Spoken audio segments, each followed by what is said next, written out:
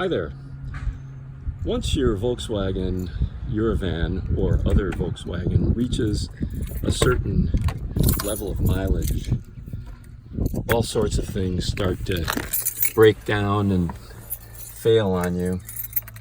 This particular van has, at this point, as you see, 278,334 miles on it. One of the things that goes bad is the spring inside the door lock mechanism, which you will find many videos of on YouTube. You can see cycling uncontrollably. It's impossible to unlock the door. The doors will lock by themselves. Lots of problems derive from this door lock spring.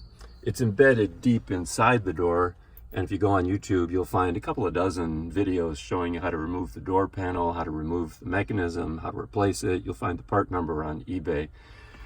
I decided that there was an alternative solution that was a lot quicker, which is simply to take the lightest duty spring you can possibly find, unscrew the doorknob mechanism, slide the spring over the shaft of the mechanism, screw it back on, and you're done.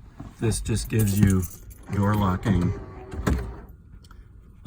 capability where you can once again use the remote to automatically lock the door, and it doesn't oscillate back and forth and potentially lock you out of the car.